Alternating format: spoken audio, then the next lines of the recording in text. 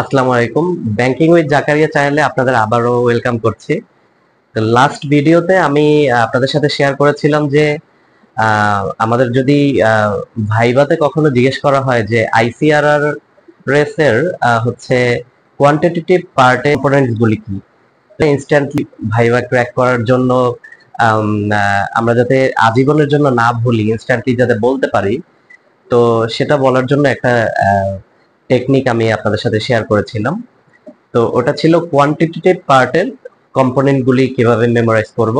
তো এই ভিডিওতে আমি আলোচনা করব যে কিভাবে কোয়ালিটেটিভ পার্টের যে 6টা কম্পোনেন্ট আছে সেই 6টা কিভাবে আমরা মানে মজার ছলে সারা জীবন ভুলবো না এরকম একটা ওয়েতে যাতে মেমোরাইজ করতে পারি।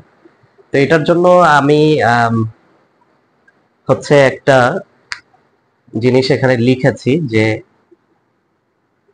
পিবিতে এমএস ধোনি আরসি খায়। মানে পিবি বলতে মানে আমাদের সবারই প্রত্যেকটা ব্যাংকের প্রিন্সিপাল ব্রাঞ্চ আছে অথবা মেইন ব্রাঞ্চ আছে। আমি ধরে নেই যে প্রিন্সিপাল ব্রাঞ্চ, তাহলে মনে রাখতে সুবিধা হবে যে প্রিন্সিপাল ব্রাঞ্চে ভারতের ন্যাশনাল টিমের উইকেট কিপার ছিল, ক্যাপ্টেন ছিল, ওয়ার্ল্ড কাপ জয়ী মহেন্দ্র সিং ধোনি, খুবই জনপ্রিয় নাম এম এস ধোনি। তো পিবিতে এম এস ধোনি আরসি খায়। আরসি একটা সফট ড্রিঙ্কস, খুবই পপুলার।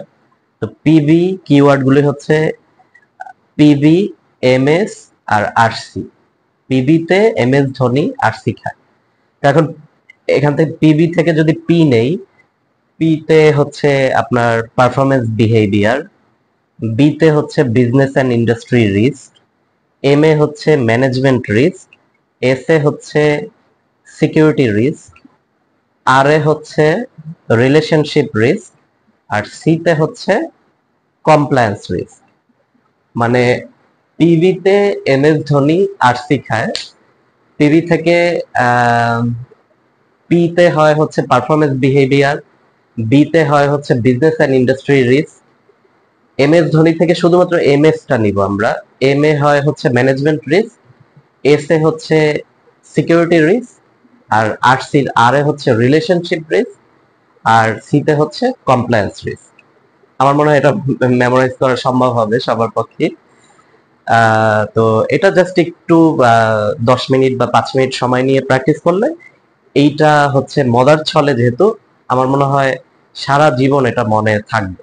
তো যে কোনো ভাইভাতে আমরা যদি এক ব্যাংক থেকে অন্য ব্যাংকে যাই, এক্সপিরিয়েন্স ব্যাংকার হিসাবে অন্য একটা ব্যাংকে জবের জন্য ইন্টারভিউ দিতে গিয়ে সেখানে ভাইভা ফেস করি, তো ইনস্ট্যান্ট আমাদের জিজ্ঞেস করতে পারে যে আপনি বলেন তো আইসিআরআর তো সবসময় করেন, তো আইসিআরআর এর কোয়ান্টিটেটিভ পার্টের মেইন কম্পোনেন্ট গুলি বলেন, কোয়ালিটেটিভ পার্টের মেইন কম্পোনেন্ট গুলি বলেন। তখন দেখা যায় যে মানে ইনডেপথে হয়তো বা আমি অনেক কিছু জানি, সেটা তো পরের বিষয়, কিন্তু ইনস্ট্যান্ট আমি এইটা আমার মনে হয় এই দুইটা ভিডিও দেখলে যে সারা জীবনের জন্য যে মেইন যে কম্পোনেন্ট গুলি আছে সেটা আমাদের মনে থাকবে, কখনোই ভুলবো না। তো অন্য কোনো ভিডিওতে অন্য কোনো দিন আমি হয়তোবা আইসিআরআর এর ডিটেইল একটা ভিডিও শেয়ার করব। তো সে পর্যন্ত ভালো থাকুন। আসসালামু আলাইকুম।